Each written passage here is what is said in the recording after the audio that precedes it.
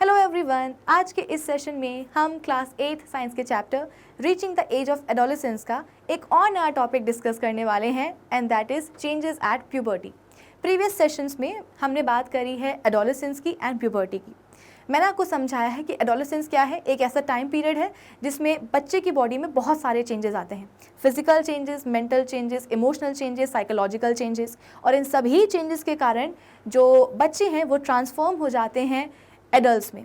तो जैसे कि मैं आपसे हमेशा बोलती हूँ कि एडोलेसेंस क्या है, इट्स लाइक अ जर्नी जिसकी अल्टीमेट डेस्टिनेशन क्या होगी, एडल्टहुड। यानी कि बच्चे इस एडोलेसेंस के पीरियड में आते हैं, उनकी बॉडी में बहुत सारे चेंजेस होते हैं और इन्हीं चेंजेस के कारण वो ट्रांसफॉर्म होते हैं एडल्ट मेल्स में या एडल्ट फीमेल्स में। एडोलेसेंस के इस पीरियड में एक और स्पेसिफिक पीरियड आता है जिसे हम बोलते हैं प्यूबर्टी। ये प्यूबर्टी का पीरियड 13 साल की उम्र से शुरू हो जाता है और 19 साल की उम्र तक रहता है। इस स्पेसिफिक एज ग्रुप को हम क्या बोलते हैं, टीनेज कहते हैं। खास बात क्या है इस प्यूबर्टी पीरियड की कि यहाँ पे जो हमारे टीनेजर्स हैं ना, वो अपनी रिप्रोडक्टिव मैच्योरिटी अटेन करते हैं।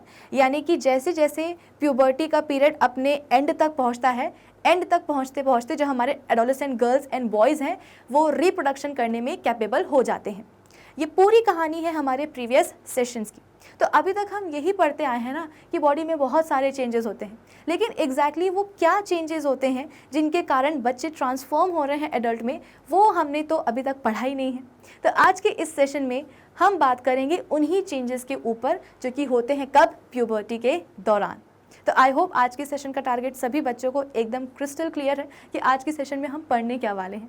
तो चलो जल्दी से आज के इस सेशन को हम स्टार्ट कर लेते हैं। So this is Vibhuti Khare, welcome to Magnet Brains, जहाँ पे आपको सभी चैप्टर्स के वीडियो लेक्चर्स मिलते हैं बिल्कुल फ्री ऑफ कॉस्ट।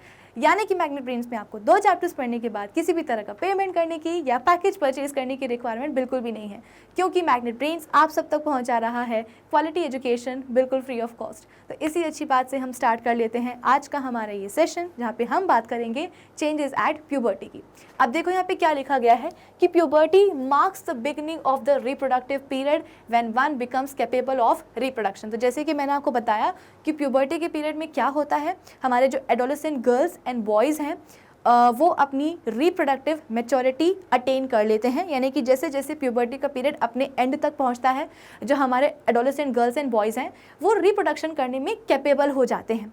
तो जैसे ही कोई भी एडोलेसेंट गर्ल या बॉय रिप्रोडक्शन करने में कैपेबल हो रहा है, यानी कि अपने बच्चे पैदा करने में कैपेबल हो रहा है, वहाँ से उसकी लाइफ का जो रिप्रोडक्टिव पीरियड है, जो उसकी लाइफ का रिप्रोडक्टिव फेज़ है, वो शुरू हो जाता है।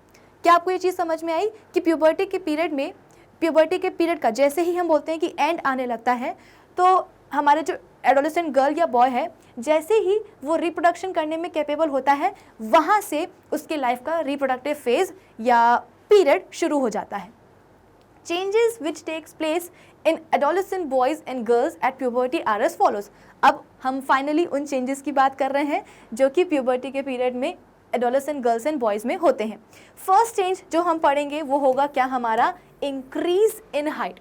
अब देखो ऐसा नहीं है कि बच्चों की जो हाइट है वो सिर्फ और सिर्फ एडोलेसेंस के पीरियड में ही जो है ना बढ़ती है। देखो अगर आप एक न्यूबॉर्न बेबी को कंसिडर करोगे तो वो तो बहुत ही छोटा सा होता है ना।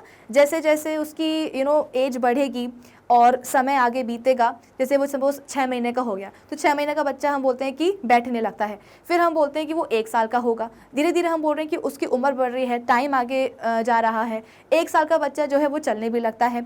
फिर इसके और आगे जब हम जाएंगे 2-3 साल तक के बच्चे को हम बोलेंगे कि हाँ अब इनकी हम बोलते हैं कि टॉडलर वाली स्टेज आ गई है।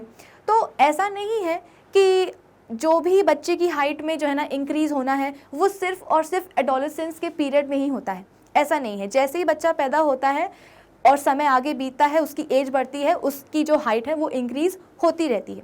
लेकिन आप ये बोल सकते हो कि 10 साल की उम्र तक, यानी कि जब से हम बोल रहे हैं कि एडोलेसेंस का पीरियड नहीं आया है, तब तक बच्चे की हाइट में जो भी इंक्रीज़ हुआ है ना वो कैसा होता है, बहुत ही ग्रेजुअल होता है।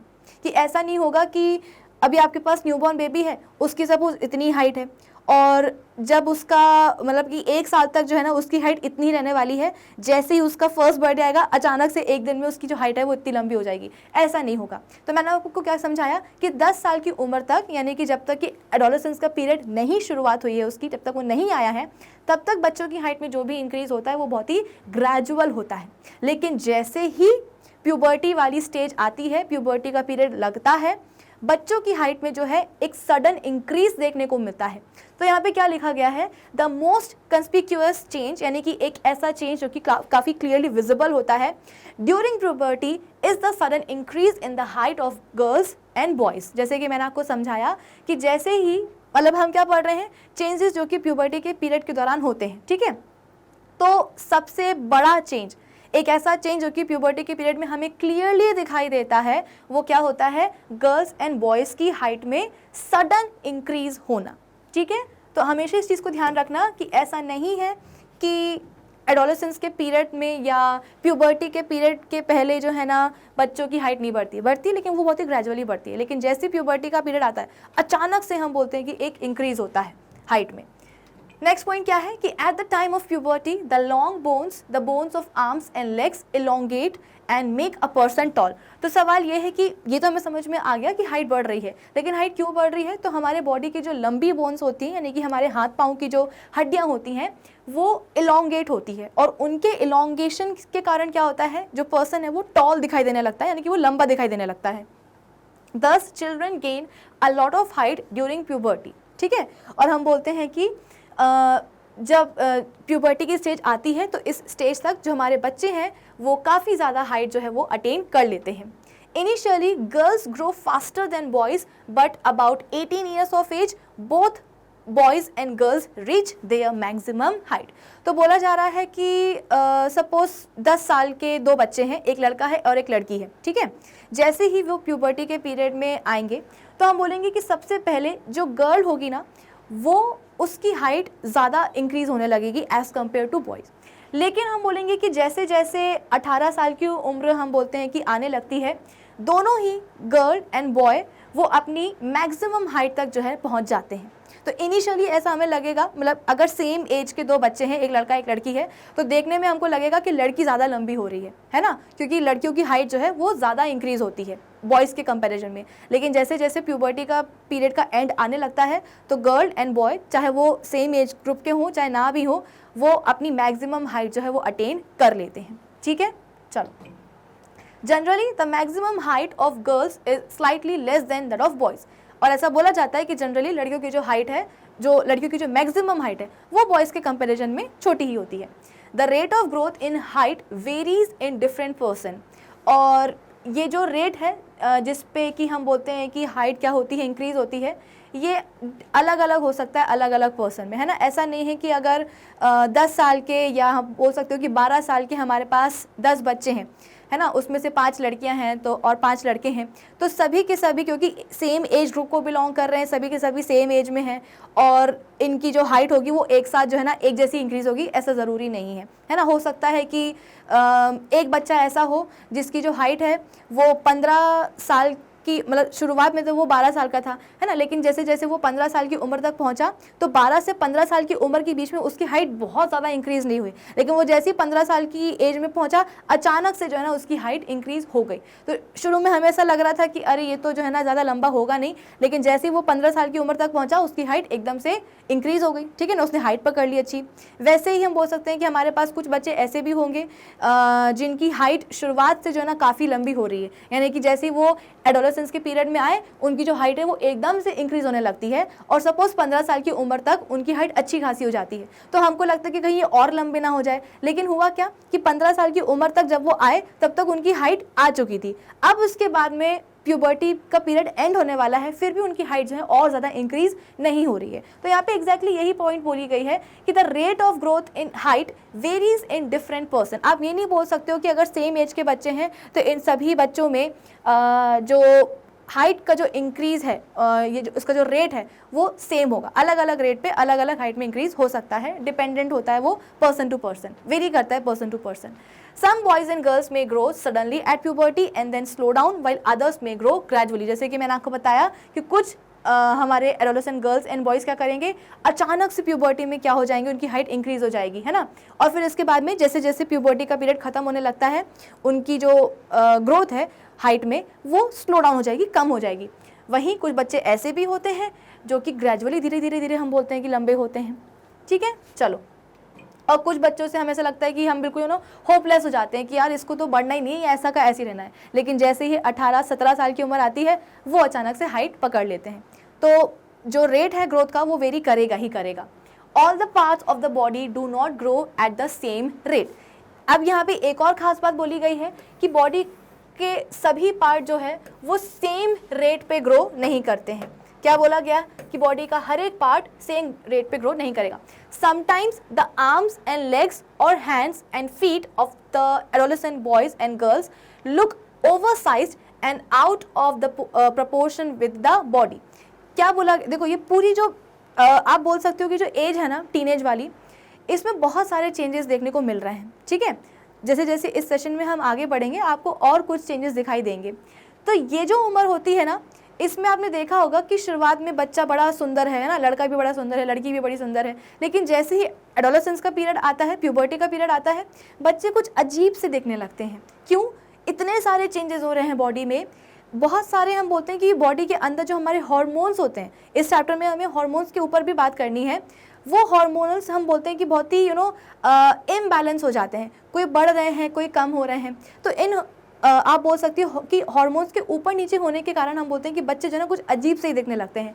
यहाँ पे हम बात कर रहे हैं किसकी, इंक्रीज इन हाइट की। तो यहाँ पे बोला जा रहा है कि कभी कभी मतलब कि बॉडी के सभी पार्ट्स जो हैं वो एक ही रेट पे ग्रो नहीं करते हैं। समटाइम्स हाथ और पाँव, या आप बोल सकते हो कि हमारे जो पाम हैं और जो हमारे तलवे होते हैं किसके, एडोलेसेंट बॉयज़ एंड गर्ल्स के, look oversized and out of proportion of the body. हमें ऐसा लगता है कि कुछ अजीब से ही जो है ना हाथ पाँव लंबे हो रहे हैं, यानी कि बॉडी का जो ओवरऑल प्रपोर्शन है ना उससे मैचिंग के नहीं होते हैं। हालांकि बाद में जाकर के जैसे जैसे ये पीरियड ख़त्म होगा प्यूबर्टी वाला, जो ओवरऑल रेशियो होगा, प्रपोर्शन होगा बॉडी का, वो प्रॉपर हो जाएगा। लेकिन जिस समय ग्रोथ हो रही होगी उस समय हमें ऐसा लगेगा कि अचानक से जो है ना मतलब कि हाथ पाँव अजीब से लंबे हो रहे हैं और ऐसे लंबे हो रहे हैं कि वो बॉडी के ओवरऑल रेशियो के साथ जो है ना वो मैच ही नहीं हो रहे हैं। But soon the other parts catch up with them in the growth. लेकिन फिर क्या होगा कि अचानक नहीं, मतलब धीरे धीरे आप बोल सकते हो कि जो बॉडी के अदर पार्ट्स होंगे वो भी उस पर्टिकुलर ग्रोथ तक जो है ना पहुंच जाएंगे, धीरे धीरे लेकिन पहुंच जाएंगे। This results in a more proportionate body. और इसके कारण हम बोलते हैं कि बॉडी क्या हो जाती है, ज़्यादा प्रपोर्शनेट हो जाती है। शुरुआत में ऐसा लगता है कि कुछ रेशो बिगड़ रहा है, कुछ प्रपोर्शन बिगड़ रहा है, लेकिन जैसे जैसे बॉडी के सभी पार्ट्स जो है ना सेम ग्रोथ के लेवल तक पहुँचते हैं, बॉडी क्या हो जाती है, मोर प्रपोर्शनेट हो जाती है। Next point, the average rate of growth in height of boys and girls with age is given in the following table। अब इस टेबल को आप ध्यान से देखोगे, यहाँ क्या है, एज लिखी गई है 8 ईयर्स, 9 ईयर्स, 10 ईयर्स, कहाँ तक, 18 ईयर्स तक। ठीक है, और यहाँ पे 2 कॉलम्स आपको और दिखाई देंगे। यहाँ पे क्या लिखा गया है, percentage of full height in boys, percentage of full height in girls. अब इसका क्या मतलब हुआ, देखो 18 साल की उम्र तक एक लड़के की जो भी हाइट होनी है, ठीक है, मैक्सिमम हाइट आप बोल सकते हो उसको, यानी कि प्यूबर्टी के एंड तक बच्चे की, लड़के की जो भी मैक्सिमम हाइट होनी है, उस मैक्सिमम या फुल हाइट का, क्योंकि यहाँ पे फुल हाइट लिखा गया है तो मैं फुल हाइट ही बोलती हूँ, फुल हाइट का जो 72% है वो कब तक हो जाना चाहिए, 8 साल की उम्र तक हो जाना चाहिए। क्या आप इस चीज़ को समझे कि प्यूबर्टी के एंड तक, सपोज एक हम बोलते हैं कि लड़का है और उस लड़के मतलब जैसे ही वो अपने प्यूबर्टी के एज के पीरियड के एंड पे पहुंचेगा तो उसकी पूरी बॉडी की हाइट जो भी होगी, ठीक है ना, उसकी जो फुल हाइट होगी, उसके फुल हाइट का जो 72% है वो कब तक हो जाना चाहिए, उसकी 8 साल की उम्र तक हो जाना चाहिए। सिमिलरली उसकी फुल हाइट का जो 75% है वो कब तक हो जाना चाहिए, 9 साल की उम्र तक हो जाना चाहिए। 81% कब तक हो जाना चाहिए, 11 ईयर्स तक हो जाना चाहिए। 99% कब तक हो जाना चाहिए, 17 साल तक हो जाना चाहिए। और जैसे ही 18 साल यानी कि प्यूबर्टी पीरियड का एंड होता है तब तक उसकी बॉडी की फुल हाइट हो जानी चाहिए। ऐसे ही यहाँ पे बोला गया है कि हमारे पास क्या है, एक गर्ल है, एक लड़की है, और 18 साल यानी कि प्यूबर्टी के पीरियड के बाद जो भी उसकी मैक्सिमम हाइट होगी, फुल हाइट होगी, उसकी फुल हाइट का 77% कब तक हो जाना चाहिए, 8 साल की उम्र तक हो जाना चाहिए। 81% कब तक हो जाना चाहिए, 9 साल की उम्र तक हो जाना चाहिए। 88% कब तक हो जाना चाहिए, 11 साल तक हो जाना चाहिए। 98% कब तक हो जाना चाहिए, 14 साल तक हो जाना चाहिए। और हम बोलते हैं कि 17-18 साल तक तो उसकी बॉडी की फुल हाइट हो जानी चाहिए, मैक्सिमम हाइट तक बच्ची पहुंच जानी चाहिए। ठीक है, इतना समझ में आया आपको? अच्छा, अब नेक्स्ट क्या है, the figures given in second and third column of the above table tell us the percentage of full height which a person, boy or girl, has reached at the age given in the first column. आई बात समझ में? चलो, for example at the age of 10 years a boy reaches only 78% of his full height whereas a girl reaches 84% of her full height. जैसे कि मैंने आपको पहले ही समझाया था इस सेशन में अभी कि शुरुआत में हमें ऐसा लगता है कि लड़कियां ज़्यादा लंबी हो रही हैं लड़कों से, लेकिन जैसे जैसे प्यूबर्टी की एज, हम बोलते हैं कि प्यूबर्टी का पीरियड ख़त्म होने लगता है, दोनों ही लड़का लड़की अपने, आप बोल सकते हो कि अपनी मैक्सिमम हाइट तक, फुल हाइट तक जो है पहुंच जाते हैं। और कभी कभी तो ऐसा होता है कि मतलब कभी कभी क्या, मोस्टली ऐसा होता है कि लड़के जो है लड़कियों के आगे निकल जाते हैं, क्योंकि जैसे कि हमने अभी पढ़ा है, एक सेंटेंस हमने पढ़ा था कि जनरली क्या होता है, लड़कियों की हाइट लड़कों से छोटी ही होती है। ठीक है, तो शुरुआत में हमें ऐसा लगता है कि लड़की ज़्यादा निकल जाएगी आगे, इसकी हाइट बढ़ जाएगी, लेकिन जैसे जैसे प्यूबर्टी का पीरियड खत्म होता है लड़का अपनी मैक्सिमम हाइट तक पहुँच जाता है और उसकी मैक्सिमम हाइट लड़की की मैक्सिमम हाइट से लंबी होती है, बड़ी होती है। तो यहाँ पे एग्जाम्पल हमको यहाँ पे क्या दिया गया है कि for example at the age of 10 years, 10 साल की उम्र में जो बॉय है, a boy reaches only 78% of his full height, यानी कि जो भी उसकी प्यूबर्टी के पीरियड के बाद में जो भी उसकी फुल हाइट होनी है, ठीक है, वो अपनी फुल हाइट का जो 72% है वो कब तक अटेन कर लेता है, 8 साल की उम्र तक अटेन कर लेता है। वहीं अगर हमने 8 साल की क्या ली है, एक लड़की ली है, तो वो अपनी फुल हाइट का 77% ऑलरेडी अटेन कर चुकी होगी। तो कहने को तो सेम एज ग्रुप है, लड़का भी 8 साल का, लड़की भी 8 साल की, लेकिन लड़की यहाँ पे देखो लंबी होगी और लड़का यहाँ पे हाइट में थोड़ा सा छोटा रहेगा। ठीक है, चलो, लेकिन देखो 18 साल तक हम बोलते हैं कि दोनों ही, बॉय हो चाहे गर्ल हो, दोनों ही अपनी 100% यानी कि फुल हाइट तक पहुँच जाते हैं। ओके, नेक्स्ट पॉइंट क्या है हमारे पास, by using the data given in the above table we can draw a graph to show the variation in the percentage of full height in boys and girls with age. तो जो भी हमको data दिया गया है table में, columns में, उस डेटा को यूज़ करके हम क्या कर सकते हैं, एक ग्राफ बना सकते हैं। किस चीज़ के लिए, क्या शो करने के लिए, to show the variation in the percentage of full height in boys and girls with age, कि उम्र के साथ साथ गर्ल्स एंड बॉयज़ में जो उनकी फुल हाइट का जो भी परसेंटेज है वो कैसे वेरी करता है ना।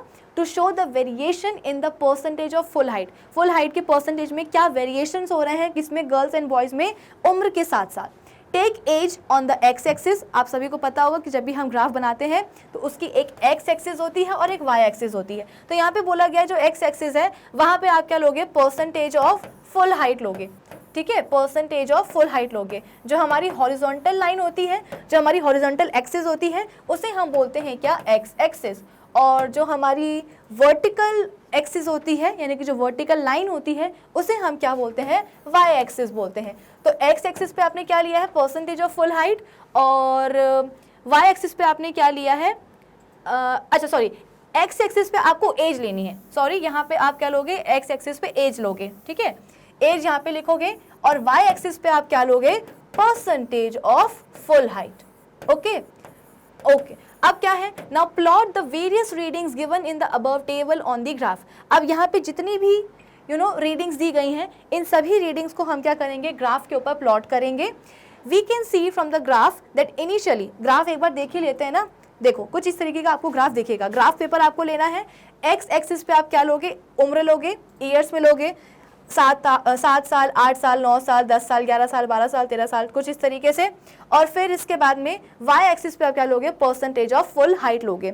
ठीक है, तो जो ब्लू कलर की लाइन आपको दिखाई दे रही है ये किसकी है, ये बॉयज़ की है, और रेड कलर की लाइन किसकी है, ये गर्ल्स की है। तो देखो इनिशियली अगर हम 8 साल की उम्र देखें एक लड़के और एक लड़की की, तो लड़की की जो हाइट है 8 साल की उम्र में वो लड़के से कैसी है, ज़्यादा है ना। लेकिन देखो धीरे धीरे जैसे ही प्यूबर्टी की एज या प्यूबर्टी का पीरियड खत्म हो रहा है, दोनों ही गर्ल एंड बॉय अपनी 100% फुल हाइट तक पहुंच जाएंगे।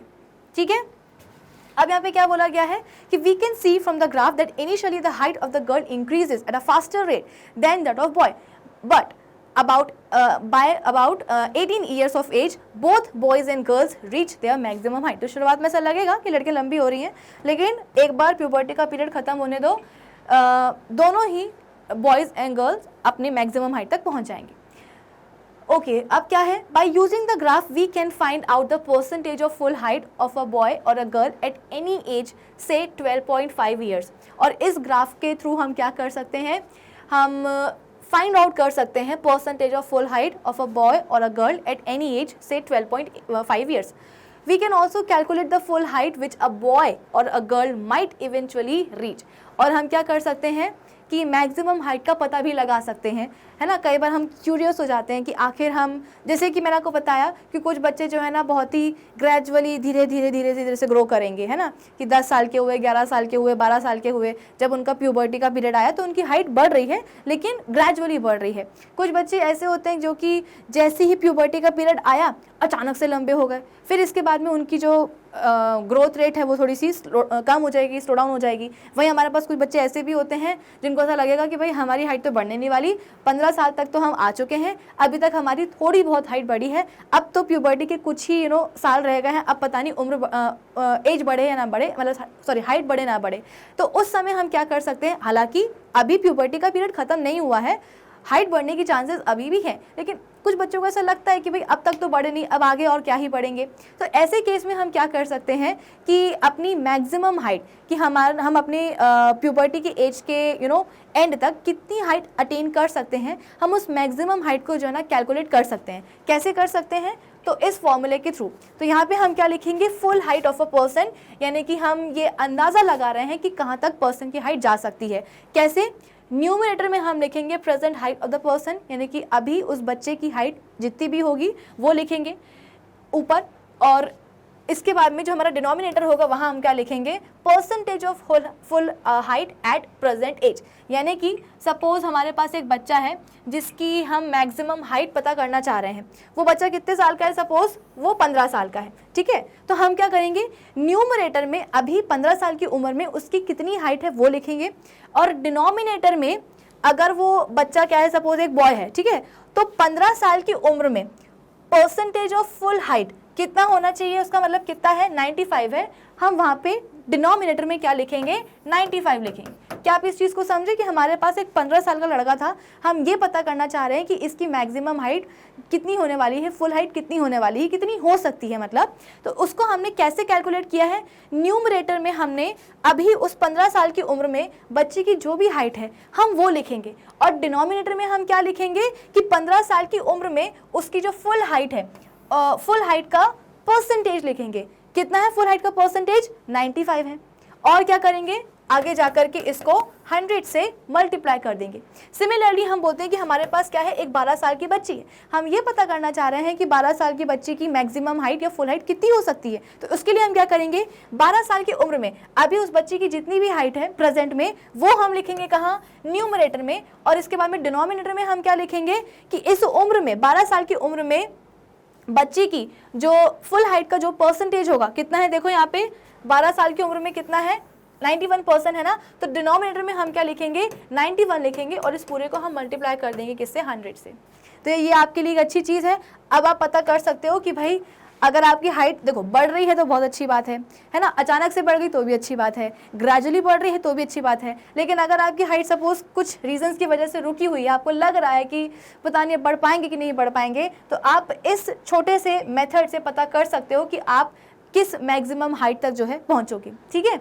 इसी के ऊपर एक सवाल है, वो भी हम लगा ही लेते हैं कि अ 10-year-old बॉय जिसकी हाइट कितनी है, 125 सेंटीमीटर है, if the present height of the boy is 78% of his full height, ठीक है, then calculate the full height with the boy which the boy will eventually reach at the end of the growth period। तो एक बच्चा है, boy है, जिसकी height कितनी है अभी प्रेजेंट में, 10 साल का बच्चा है, और 10 साल के बच्चे की हाइट कितनी है, 125 सेंटीमीटर है, और इस 10 साल की उम्र तक बच्चे की जो भी फुल हाइट होने वाली है उस फुल हाइट का परसेंटेज कितना है, 78 है। तो हम कैसे कैलकुलेट करेंगे कि ग्रोथ पीरियड के एंड तक 10 साल के बच्चे की, बॉय की पूरी जो ना मैक्सिमम हाइट वो कितनी हो सकती है। तो सबसे पहले हम न्यूमरेटर में लिखेंगे क्या, बच्चे की present height of the boy कितनी है, 125 है, और डिनोमिनेटर में हम क्या लिखेंगे, परसेंटेज ऑफ फुल हाइट, जो कि कितना दिया है सवाल में, देखो इधर पे 78 दिया गया है, तो 125 डिवाइडेड बाय 78 और मल्टीप्लाई कर देंगे इसको किसके साथ,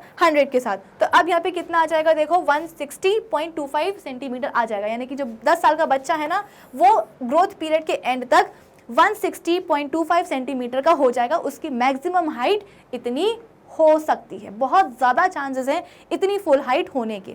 तो माना कि 10 साल की उम्र में अभी उसकी हाइट कितनी है, केवल 125 सेंटीमीटर है, लेकिन जैसे ही प्यूबर्टी का पीरियड खत्म होगा, ग्रोथ पीरियड का एंड होगा, उसकी हाइट कितनी हो जाएगी, इतनी हो जाएगी, 160.25 सेंटीमीटर हो जाएगी। ठीक है, तो ये एक छोटा सा तरीका है, आई होप सभी को समझ में आया होगा। आप क्या करोगे, न्यूमरेटर में अभी आपकी जो भी एज है, ठीक है ना, उस एज में आपकी हाइट कितनी है, डिवाइडेड बाय इसी एज में आपकी फुल हाइट का परसेंटेज कितना है। सवाल में दिया गया था 78 है, तो हम क्या करेंगे, डिनोमिनेटर में 78 लिखेंगे और 100 से मल्टीप्लाई कर देंगे। सिंपल सा तरीका है, आई होप सबको समझ में आया होगा। चलो अब हम बात करते हैं नेक्स्ट पॉइंट की, कि दस the full height of the boy will be 160.25 centimetres. The height of a person depends on the genes inherited from the parents. अच्छा, अब यहाँ पे एक और बहुत ही इंपॉर्टेंट पॉइंट बोला गया है कि पर्सन की जो भी हाइट होती है ना, वो बेसिकली जीन्स पे भी डिपेंडेंट होती है, जो कि उसको अपने पेरेंट्स से मिले। जैसे कि हम अपने प्रीवियस चैप्टर्स में ऑलरेडी इस बात को डिस्कस कर चुके हैं, पढ़ चुके हैं कि हमारे जो पेरेंट्स होते हैं, ठीक है ना, उनसे क्या मिलते हैं, हमें जीन्स मिलते हैं। अब ये जीन्स ही आगे जाकर के डिसाइड करते हैं कि बॉडी फीचर का, किसी भी बॉडी फीचर का कैरेक्टरिस्टिक क्या होने वाला है, कि अगर बाल होंगे तो बालों का टेक्सचर कैसे होगा, तो ये पेरेंट्स से जो हमको जीन्स मिले ना वो डिसाइड करेंगे। तो सपोज हम बोलते हैं कि बालों का टेक्सचर कैसा है, कर्ली है, तो ये कर्ली टेक्सचर किसने डिसाइड किया है, हमारी बॉडी के अंदर जो जीन्स है, जो कि हमको हमारे पेरेंट्स से मिले हैं, उन्हीं ने डिसाइड किया है कि पापा से आए थे वो वाले जीन्स जो कि ये बोल रहे थे कि बालों का टेक्सचर कैसा होना चाहिए, कर्ली होना चाहिए। मम्मा की तरफ से वो वाले जीन्स आए थे जो कि ये बोल रहे थे कि बालों का टेक्सचर कैसा होना चाहिए, स्ट्रेट होना चाहिए। हमारी बॉडी के अंदर दोनों टाइप के जीन्स है, लेकिन वो वाला जीन जो कि ये बता रहा था कि बालों का टेक्सचर कर्ली होना चाहिए, वो वाला जीन जाकर के एक्सप्रेस हो गया, वो डोमिनेंट था, उसने अपने आप को एक्सप्रेस कर लिया, और उसके एक्सप्रेशन के कारण ही बच्चे की जो बाल है उसका टेक्सचर क्या हो जाएगा, कर्ली हो जाएगा। ठीक है, तो सिमिलरली हाइट का भी आप बोल सकते हो कि जो जीन्स है वो हमको हमारे पेरेंट्स से मिलता है एज अ गिफ्ट। कि सपोज हम बोल रहे हैं कि हम किसी भी बच्चे को देख के बोल रहे हैं कि ये तो बिल्कुल अपने पापा पे गया है। क्यों गया पापा पे, पापा की हाइट बहुत अच्छी और बच्चे की भी हाइट क्या हो गई है, बहुत अच्छी हो गई है। तो बहुत अच्छी हाइट क्यों हुई है बच्चे की, क्योंकि उसके बॉडी में दोनों ही जीन्स आए थे। मम्मा की जो हाइट थी वो छोटी थी, पापा की अच्छी थी, और बच्चे की हाइट किस पे गई है, पापा पे गई है। तो हाइट पापा पे जाने का मतलब क्या है कि हाइट का जो कैरेक्टर है, ठीक है ना, इसके दोनों ही जीन्स बच्चे को मिले थे अपने पेरेंट्स से। छोटी हाइट के जीन्स भी मम्मा से मिले थे, बड़ी हाइट के जीन्स भी पापा से मिले थे, लेकिन पापा वाले जो जीन्स हैं वो ज़्यादा डोमिनेंट थे, उन्होंने अपने आप को एक्सप्रेस कर दिया, और इसके एक्सप्रेशन के कारण जो बच्चे की हाइट है वो क्या हो गई है, लंबी हो गई है और पापा जैसी हो गई। ठीक है, तो अल्टीमेटली जैसे कुछ बच्चे सोचते हैं ना कि पता नहीं क्यों जो है ना हमारी हाइट बड़ी नहीं हो पा रही है, तो वो इसलिए बड़ी नहीं हो पा रही है क्योंकि जो बच्चे के पेरेंट्स हैं उनकी हाइट कैसी है, छोटी है। तो छोटी हाइट वाले जीन्स ही बच्चे के पास आए हैं। अब अगर जीन्स ही बोल रहे हैं कि भाई बच्चे की हाइट कैसी होने वाली है, छोटी होने वाली है, तो आप एक्सरसाइज वगैरह से अपनी हाइट को थोड़ा सा बढ़ा सकते हो अपने पेरेंट्स की हाइट के कंपैरिजन में, लेकिन बहुत ज़्यादा तो आप तब भी नहीं बढ़ा पाओगे क्योंकि जीन्स ही अलाउ नहीं कर रहे हैं। जीन्स ही फाइनली जाकर के डिसाइड करते हैं कि किसी भी बॉडी फीचर का कैरेक्टरिस्टिक क्या होना पड़ेगा, क्या होगा। आंखों का कलर ब्लैक हो गया, ब्लू होगा या ब्राउन होगा, क्या होगा, ठीक है, ये सब कौन डिसाइड करते हैं, हमारे जीन्स ही डिसाइड करते हैं। तो यहाँ पे यही बोला गया है कि किसी भी पर्सन की जो हाइट है वो किस पे डिपेंडेंट होती है, on the genes inherited from the parents. For example, if both the parents or one of the parent are very tall, the son or daughter is likely to be very tall. यहाँ पे बोला गया है कि अगर दोनों parents कैसे होंगे, लंबे होंगे, या दोनों में से अगर कोई एक भी लंबा हो मम्मा पापा में से, तो जो भी बच्चा या बच्ची होगी वो क्या होगा, टॉल हो सकती है या हो सकता है। The height of a person is more or less similar to that of some family members. ठीक है, चलो तो फर्स्ट हमने चेंज पढ़ लिया है जो कि प्यूबर्टी के पीरियड के दौरान होता है। अब हम बात करते हैं कि इसकी अपने नेक्स्ट चेंज की। नेक्स्ट चेंज क्या है, change in body shape and appearance. अब हम बात करेंगे कि बॉडी शेप और अपीयरेंस में क्या चेंज आता है। अब देखो, अभी हमने कौन सा चेंज पढ़ा है, चेंज इन हाइट, है ना। अब अगर आप ये सोचो कि इस प्यूबर्टी के पीरियड में सिर्फ बच्चे की हाइट इंक्रीज होती है है ना। तो ये तो आप बोल सकते हो कि पूरी बॉडी का जो रेशियो है, जो पूरा प्रपोर्शन है, वो डिस्टर्ब होने वाला है। बच्चे की सिर्फ हाइट इंक्रीज नहीं होती है, बॉडी की जो विड्थ है वो भी क्या होती है, इंक्रीज होती है। तो यहाँ पे हम बोल सकते हैं कि बॉडी की हाइट इंक्रीज होना अच्छी बात है, लेकिन at the same time body की जो विड्थ है, जो चौड़ाई है, वो भी इंक्रीज होना बहुत इंपॉर्टेंट है। अगर बच्चा लंबा होता जा रहा है, उसकी हाइट बढ़ती जा रही है, लेकिन अगर बॉडी की विड्थ इंक्रीज नहीं हो रही है, तो यहाँ पे ऐसा नहीं कि ये ग्रोथ नहीं कहलाएगी, ये ग्रोथ कहलाएगी, लेकिन ये ग्रोथ प्रपोर्शनेट नहीं होगी। वहीं अगर बच्चे की हाइट इंक्रीज हो रही है और साथ ही साथ उसकी बॉडी की विड्थ भी अगर इंक्रीज हो रही है, तब जाकर के हम बोलेंगे कि हाँ ग्रोथ हो रही है, वो भी कैसी है, प्रपोर्शनेट है। ठीक है। अब क्या होता है कि जब बॉडी की हाइट इंक्रीज हो रही है, विड्थ इंक्रीज हो रही है, तो डेफिनेटली बॉडी का जो शेप है वो भी चेंज होगा।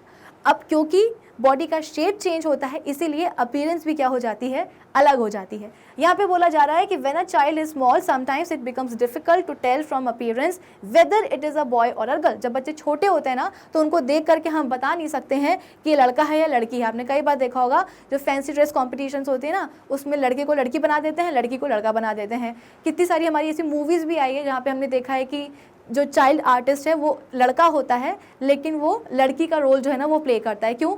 बाल लंबे कर दिए तो वो लड़की जैसा दिखने लगता है। या एक लड़की होती है, उसको सरदार जी बना देते हैं, उसके जो बाल हैं वो पगड़ी के अंदर कर देते हैं, तो वो लड़का दिखने लगता है। तो ऐसा क्यों हो रहा है? This is because small boys and girls have the same body shape. छोटे बच्चों का, चाहे वो लड़की हो चाहे वो लड़का हो, उनका जो बॉडी शेप है वो कैसा होता है, एक जैसा होता है। तो आप उनको देख करके नहीं बता सकते हो कि डिफ्रेंशिएट नहीं कर पाते हो कि ये लड़का है या लड़की है ना। डिफ्रेंशिएट आप कैसे कर पाते हो? उनके कपड़ों से, उनके हेयर स्टाइल से, है ना, उनके हेयर कट से, कि अगर बाल लंबे हैं और फ्रॉक वगैरह पहनी है तो हाँ ये लड़की है, और अगर बाल छोटे हैं और हम बोलते हैं कि शर्ट और पैंट वगैरह पहनी तो ये क्या होगा, लड़का ही होगा। So it is usually the type of clothes worn by a small child which help us in telling whether it is a boy or a girl and not its body shape. तो हम differentiate तो कर पाते हैं कि हाँ ये लड़का है, ये लड़की है, लेकिन कैसे?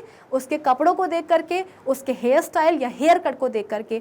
जो बॉडी शेप है ना, बॉडी शेप हमको डिफ्रेंशिएट करने में हेल्प नहीं करता है। क्यों? क्योंकि वो तो सेम ही होता है ना। When puberty sets in, a time of rapid changes in body shape and appearance starts in boys and girls, which make the boys and girls look different from one another. जब puberty का period आता है तो ये एक ऐसा time होता है जब बॉडी शेप में और अपीयरेंस में बहुत सारे चेंजेस होते हैं गर्ल्स एंड बॉयज़ में, जिसके कारण गर्ल्स एंड बॉयज़ एक दूसरे से अलग अलग दिखने लगते हैं। तो अब यहाँ पे नेक्स्ट पॉइंट क्या है? Actually testis in boys and ovaries in girls make different hormones which make the bodies of boys and girls to develop in different ways. अब यहाँ पे ये सवाल है कि ये तो हमें समझ में आ गया कि हाँ ठीक है, प्यूबर्टी के टाइम पे बहुत सारे चेंजेस हो रहे हैं और इन चेंजेस के कारण बॉडी शेप चेंज हो रहा है, अपीयरेंस चेंज हो रही है, और प्यूबर्टी के बाद में हम बोलते हैं कि डिफ्रेंशिएट करना हमारे लिए आसान हो जाता है कि हाँ ये एक लड़का है, ये एक लड़की है। लेकिन सवाल ये है कि आखिर ये जो बॉडी शेप में चेंज आ रहे हैं, ये चेंजेस क्यों आ रहे हैं? तो याद करो प्रीवियस चैप्टर में जब हमने मेल और फीमेल रिप्रोडक्टिव सिस्टम पढ़ा था, तो मैंने आपको बताया था कि जो ह्यूमन मेल्स में जो टेस्टिस हैं वो क्या करते हैं, मेल गैमेट्स यानी कि स्पर्म्स का फॉर्मेशन करते हैं। ह्यूमन फीमेल्स में जो ओवरीज हैं वो क्या करती हैं, फीमेल गैमेट्स यानी कि एग्स का फॉर्मेशन करते हैं। तो वहाँ पे मैंने आपको एक चीज़ ये भी समझाई थी कि इन दोनों टेस्टिस एंड ओवरीज का काम सिर्फ और सिर्फ रिस्पेक्टिव गैमीट्स बनाना नहीं होता, बल्कि ये दोनों क्या करते हैं, रिस्पेक्टिव हार्मोन्स भी सेक्रेट करते हैं, रिलीज़ करते हैं। यानी कि जो टेस्टिस हैं वो मेल हार्मोन्स रिलीज़ करेंगे और जो ओवरीज हैं वो क्या करने वाली हैं, फीमेल हार्मोन्स रिलीज़ करने वाली हैं। और इन्हीं मेल और फीमेल हार्मोन्स के कारण मेल और फीमेल में, आप ये भी बोल सकते हो कि एडोलेसेंट गर्ल एंड बॉय में उनकी बॉडी में हम बोलते हैं कि उनकी शेप में चेंजेस आने लगते हैं। अब जब बॉडी शेप में चेंजेस होंगे तो अपीयरेंस भी तो हम बोलते हैं कि अलग अलग हो जाएगी ना। So the changes in body shape occurring in boys and girls at puberty are different. तो बॉडी चेंजेस तो देखो, बॉडी शेप में चेंजेस तो हो रहे हैं, गर्ल में भी हो रहे हैं और बॉय में भी हो रहे हैं, ठीक है। लेकिन ये जो चेंजेस होते हैं ना, ये अलग अलग होते हैं। मैं बार बार क्यों बोल रही हूँ कि अपीयरेंस हम बोलते हैं कि गर्ल एंड बॉय की अलग अलग हो जाती है, क्योंकि बेसिकली आप बोल सकते हो कि बॉडी शेप में चेंज हो रहा है, लेकिन ये बॉडी शेप में जो चेंज है ना वो एक जैसा नहीं होता है, अलग अलग होता है, जिसके कारण अपीयरेंस भी अलग अलग हो जाती है। क्योंकि ऑब्वियस सी बात है ना, ये बॉडी शेप में चेंजेस आ क्यों रहे हैं, हार्मोन्स के कारण आ रहे हैं। अब मेल हार्मोन्स अलग होते हैं, फीमेल हार्मोन्स अलग अलग होते हैं, तो जब हार्मोन्स अलग अलग हैं तो उनसे होने वाले जो चेंजेस होंगे बॉडी शेप में वो भी अलग अलग होंगे, और अगर बॉडी शेप में चेंजेस अलग अलग होंगे इसका मतलब क्या कि अपीयरेंस भी होगी क्या, अलग। Some of the changes in the body shape and appearance in boys and girls brought about by the onset of puberty are as follows। अब कौन कौन से changes होते हैं जरा वो देख लेते हैं।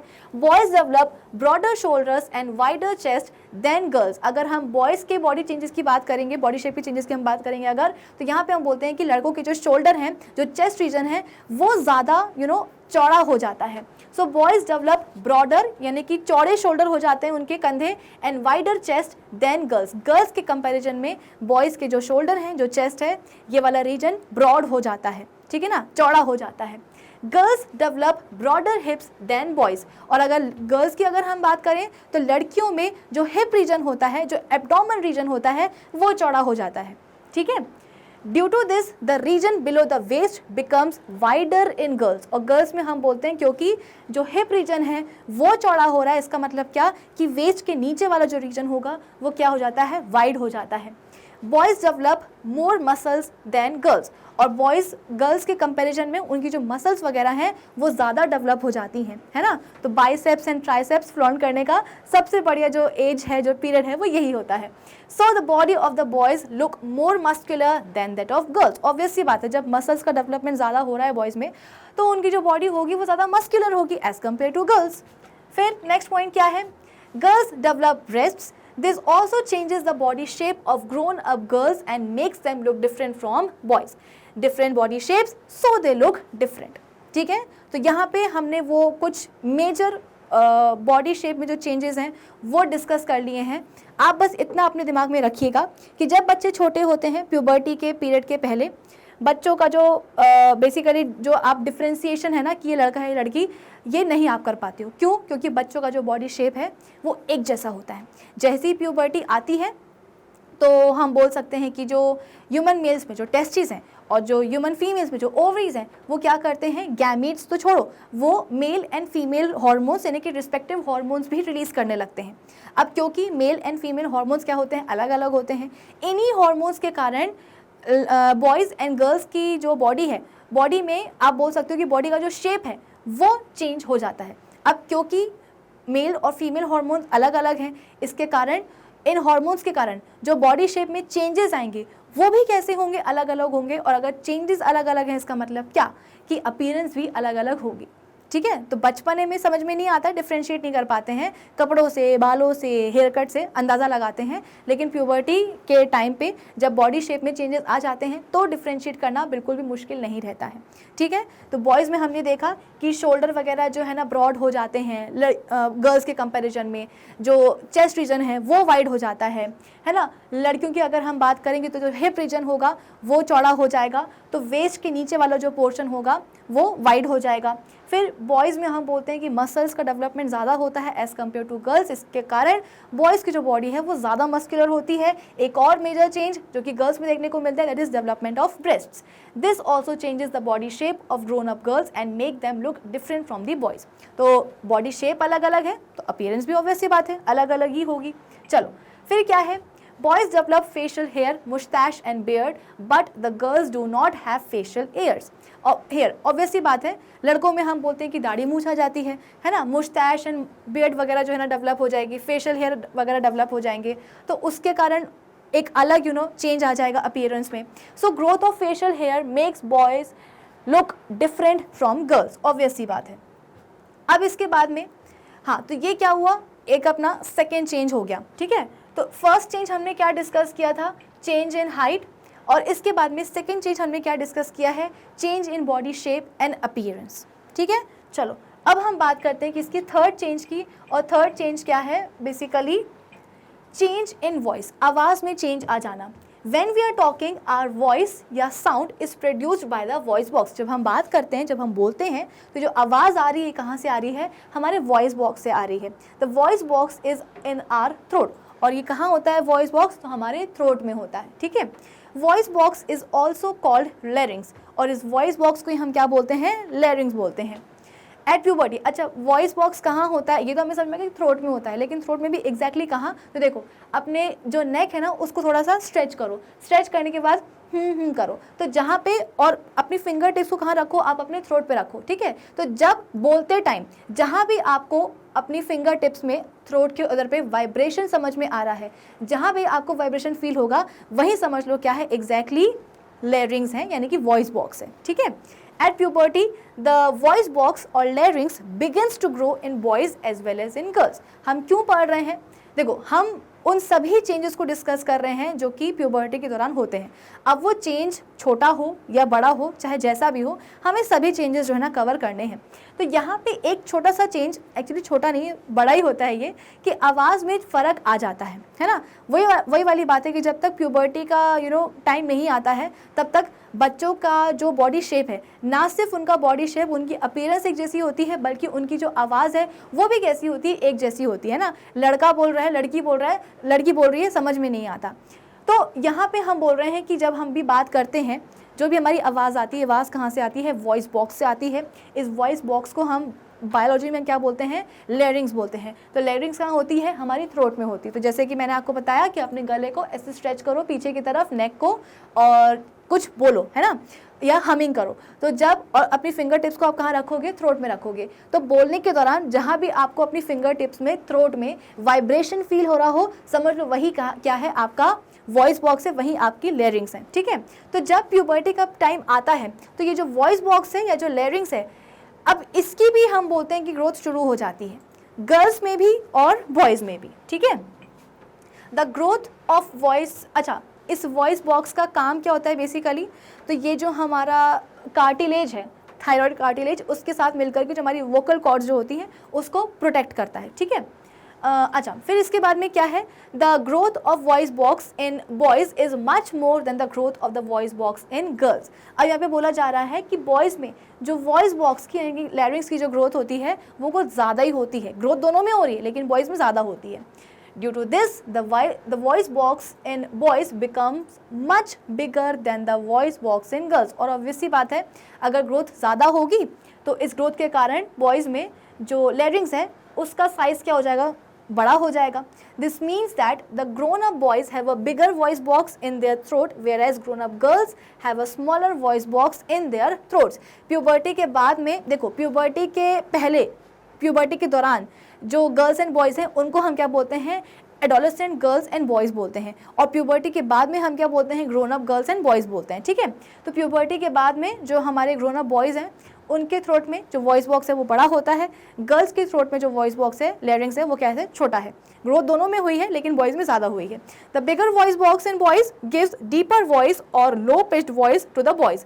और क्योंकि वॉइस बॉक्स का हम बोलते हैं कि ग्रोथ इतनी ज़्यादा हो गई है बॉयज़ में, जिसके कारण हम बोलते हैं कि बॉयज़ में उनकी जो आवाज़ है वो क्या हो जाती है, थोड़ी सी डीप हो जाती है ना, या उसको आप लो पिच्ड वॉइस भी बोल सकते हो। लेकिन अगर हम बात करेंगे किसकी, लड़कियों की, तो गर्ल्स में ऐसा नहीं है, डेवलपमेंट तो उनमें भी हुआ है लैरिंग्स का, लेकिन कम हुआ है। और इस कम डेवलपमेंट या ग्रोथ के कारण हम बोलते हैं कि उनकी जो वॉइस है वो कैसी होती है, थोड़ी सी पतली होती है, या आप उसको हाई पिच्ड वॉइस भी बोल सकते हो।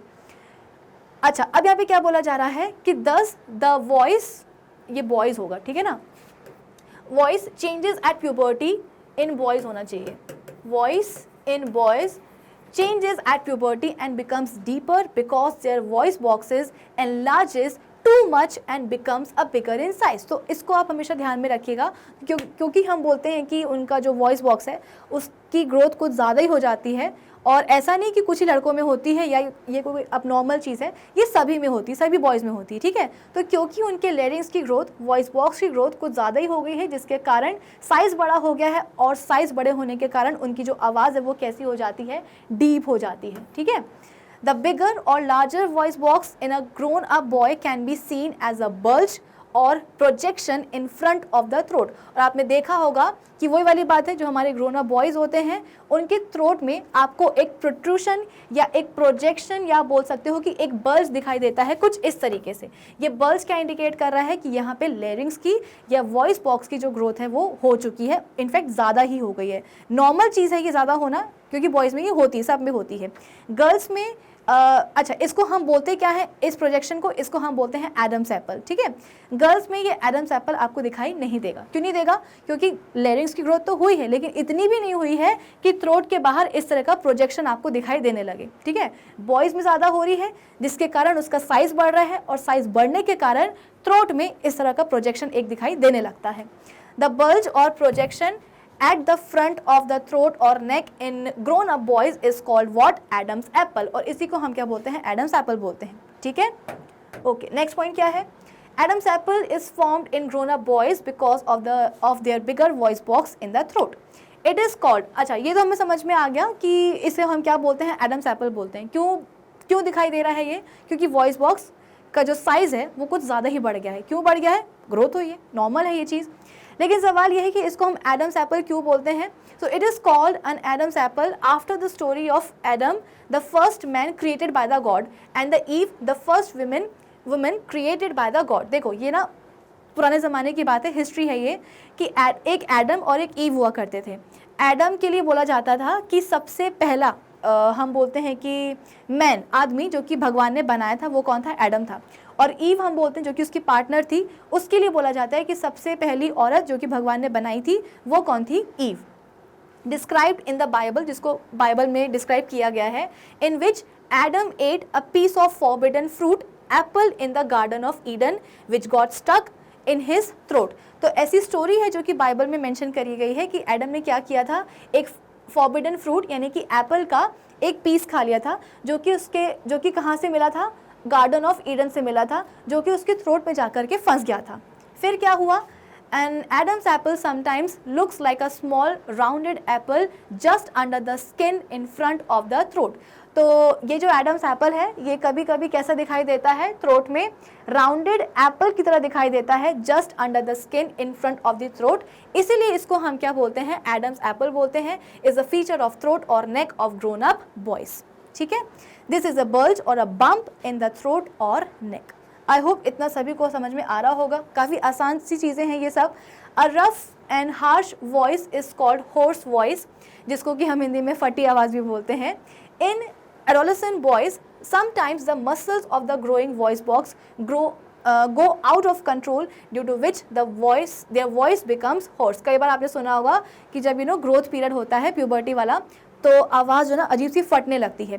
फटने क्यों लगती है? क्योंकि यहाँ पे बोला गया है कि जो वॉइस बॉक्स यानी कि जो लैरिंग्स की जो मसल्स होती हैं उनकी ग्रोथ कभी कभी हम बोलते हैं कि आउट ऑफ कंट्रोल हो जाती है, जिसके कारण आवाज़ अजीब सी होर्स हो जाती है, फटने लगती है। This state of hoarseness of voice may remain for a few days or a few weeks after which the voice becomes normal। और ऐसा नहीं है कि हमेशा अब जो है ना आवाज़ फटी रहेगी, नहीं, कुछ हफ्तों और कुछ दिनों बाद ये चीज़ नॉर्मल हो जाती है और आवाज़ वापस से अच्छी हो जाती है, नॉर्मल हो जाती है। During this time the vocal cords of the voice box or larynx get adjusted to the new bigger size of the voice box in girls, ठीक है। फिर इसके बाद में क्या होता है कि अब ये गर्ल्स की बात ले लो या बॉयज़ की बात ले लो, जब हम बोलते हैं कि ग्रोथ हो रही होती है लैरिंग्स की, और उस समय जैसे कि मैंने आपको बताया, देखो जो एडम्स एप्पल है उसका बेसिकली काम क्या होता है कि पीछे जो वोकल कॉर्ड्स हैं उनको प्रोटेक्ट करना अलॉन्ग विद कार्टिलेज, ठीक है। एडम्स एप्पल क्या है? एक बल्ज ही तो है, एक आप बोल सकते हो कि प्रोजेक्शन ही तो है लैरिंग्स का, क्योंकि लैरिंग्स की ग्रोथ ज़्यादा हो रही है इसीलिए एडम्स एप्पल दिखाई दे रहा है। अगर नहीं हो रही होती, जैसे लड़कियों में इतनी ग्रोथ नहीं होती, तो हमें एडम्स एप्पल नहीं होता। तो यहाँ पे ये बोला जा रहा है कि जिस समय लैरिंग्स की ग्रोथ हो रही होती है उस समय जो वोकल कॉर्ड है जो कि वॉइस बॉक्स में ही प्रेजेंट होती है, उसके पीछे प्रेजेंट होती है, वो क्या करते हैं? अपने आप को न्यू और बिगर साइज जो डेवलप होता है वॉइस बॉक्स का, उसमें अपने आप को एडजस्ट करने की कोशिश करते हैं। द वॉइस बॉक्स और larynx is comparatively small in size due to, अच्छा इन गर्ल्स यहाँ आना चाहिए, ठीक है, इन गर्ल्स का कंटिन्यूशन यहाँ से है। In girls the voice box और larynx is comparatively small in size due to which it is hardly visible from the outside. Obvious सी बात है। So girls do not develop Adam's apple at puberty. The smaller voice box in girls gives shrill voice या high pitched voice to the girls। आपने देखा होगा कि लड़कों की आवाज़ अलग होती है, लड़कियों की अलग होती है। लड़कों की डीप आवाज़ क्यों हो रही है? क्योंकि वॉइस बॉक्स का डेवलपमेंट कुछ ज़्यादा ही हो रहा है। गर्ल्स में भी होता है लेकिन उतना नहीं होता है, और क्योंकि डेवलपमेंट इतना ज़्यादा हो रहा है, इतनी ग्रोथ ज़्यादा हो रही है वॉइस बॉक्स या लैरिंग्स के मसल्स की, कि एक थ्रोट में बाहर प्रोजेक्शन दिखाई देता है, जिसको हम क्या बोलते हैं, एडम्स एप्पल बोलते हैं। लड़कियों में नहीं होता है, ठीक है। फिर इसके बाद में हमने ये भी बोला कि बीच की एज में कुछ हफ्तों, कुछ डेज के लिए ऐसा लगेगा कि लड़कों की आवाज़ फट रही है। क्यों फट रही है? क्योंकि जो मसल्स हैं लैरिंक्स की, वो उनकी ग्रोथ इतनी ज़्यादा हो जाती है कि कभी कभी उनकी ग्रोथ आउट ऑफ कंट्रोल हो जाती है। उस दौरान क्या होता है, आवाज़ एकदम फटी फटी सी रियलाइज़ होती है, लेकिन कुछ टाइम बाद अपने आप ये चीज़ नॉर्मल हो जाती है। क्यों हो जाती है? क्योंकि जिस समय आवाज़ फटी होती है ना, उस समय लैरिंक्स कि आप बोल सकते हो कि जो साइज़ है वो बहुत ज़्यादा इंक्रीज हो जाता है। तो इस इंक्रीज्ड लैरिंक्स में जो वोकल कॉर्ड्स हैं वो अपने आप को क्या करती है, एडजस्ट करने की कोशिश करती है। और एक बार जैसे ही बिगर लैरिंग्स में वोकल कॉर्ड्स ने अपने आप को एडजस्ट कर लिया तो चीज़ें नॉर्मलाइज हो जाती हैं, ठीक है। नेक्स्ट पॉइंट क्या है? अच्छा, अब हमने थर्ड चेंज भी पढ़ लिया है, अब हम बात करते हैं किसकी, फोर्थ चेंज की, ठीक है। तो इंक्रीज इन हाइट अपना फर्स्ट चेंज था, बॉडी शेप और अपीयरेंस में जो चेंज है वो सेकंड चेंज था। थर्ड चेंज कौन सा आया? जो आवाज़ में जो चेंज होता है वो। अब फोर्थ चेंज क्या है? Development of pimples and acne on the face. कई बार जो है ना, कई बार क्या, हमेशा ऐसे ही होता है कि जैसे ही प्यूबर्टी वाली एज आती है, बच्चों में एक्ने या पिंपल्स वगैरह की शिकायत नहीं होती है, लेकिन जैसे ही बच्चे बड़े होने लगते हैं पिंपल्स और एक्ने की जो प्रॉब्लम्स हैं वो बहुत ज़्यादा बढ़ जाती हैं। तो सवाल ये है कि ये जो प्रॉब्लम्स हो रही हैं एक्ने और पिंपल्स की, ये बड़ी मतलब कि ग्रोथ पीरियड में ही क्यों होती हैं? जब बच्चे छोटे होते हैं उनको क्यों नहीं होते हैं पिंपल्स और एक्ने? तो देखो यहाँ पे क्या बोला जा रहा है, many young boys and girls gate pimples and acne on the face during puberty. पहली बात तो आपको ये पता होना चाहिए कि आखिर ये पिंपल्स और ये एक्नेज होते क्या हैं। तो pimples are the small red spots on the face of the person. तो बेसिकली स्किन के ऊपर छोटे छोटे से रेड कलर के स्पॉट्स या बम्प्स डेवलप हो जाते हैं, जिन्हें हम बोलते हैं पिंपल्स। एक्ने क्या है? It is a condition, skin condition marked by the eruption of the numerous red pimples on the face।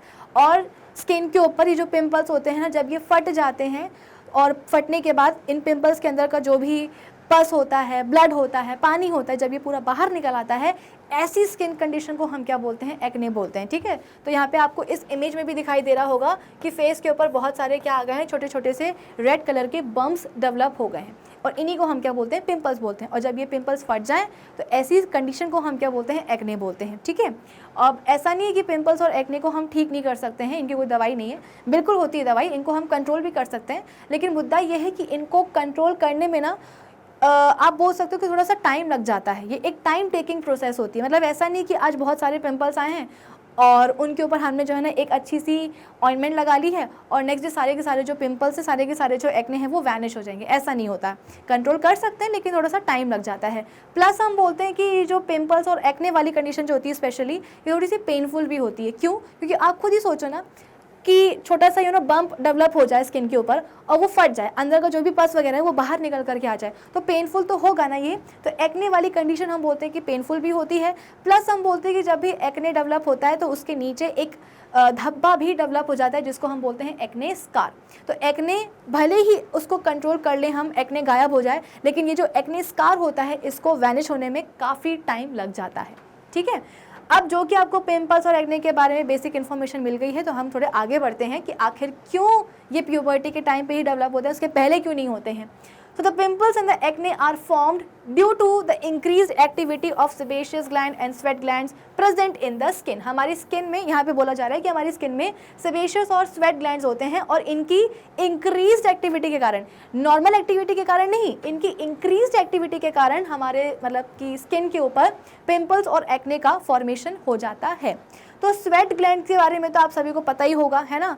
इनका काम क्या होता है, बेसिकली स्वेट को सेक्रेट करना, यानी कि पसीने को सेक्रेट करना। देखा जाए तो हमारी जो स्वेट ग्लैंड्स होती हैं वो काफ़ी ज़्यादा हमारे लिए हेल्पफुल होती हैं। क्यों? क्योंकि जो पसीना बाहर निकलता है ना, उससे हमारी बॉडी का जो टेम्परेचर है वो कैसा होता है, मेंटेन्ड होता है। आपने देखा होगा कि जब भी बहुत तेज़ गर्मी पड़ती है तो हमारी बॉडी जो है ना, पसीना आने लगता है, हमको स्वेटिंग होने लगती है। तो इससे होता क्या है कि जब भी स्वेट निकल के आता है बाहर, और ये स्वेट क्या होता है, एटमॉस्फेयर में आप बोल सकते हो कि वेपर्स में कन्वर्ट हो जाता है, ठीक है। तो जब ये स्वेट वेपर्स में कन्वर्ट होता है तो पीछे से एक कूलिंग इम्पैक्ट जो है ना जनरेट होता है, और ये कूलिंग इम्पैक्ट किसको मिलता है, हमारी बॉडी को मिलता है, जिसके कारण हमारी बॉडी फिर से क्या हो जाती है, ठंडी हो जाती है। देखो होता ये कि जब बहुत ही तेज़ गर्मी पड़ती है ना, तो हमारा जो एटमॉस्फेयर है, जो हमारा एनवायरनमेंट है, हमारे आसपास की जो हवा है वो बहुत ज़्यादा क्या हो जाती है, गर्म हो जाती है। और इस हॉट एटमॉस्फेयर के कारण हमारी बॉडी का जो टेम्परेचर है वो भी इंक्रीज होने लगता है। अब बॉडी का टेम्परेचर बेवजह एटमॉस्फेयर के कारण इंक्रीज हो रहा है, ये तो बिल्कुल भी अच्छी बात नहीं है। तो क्या होता है, हमको पसीना आने लगता है।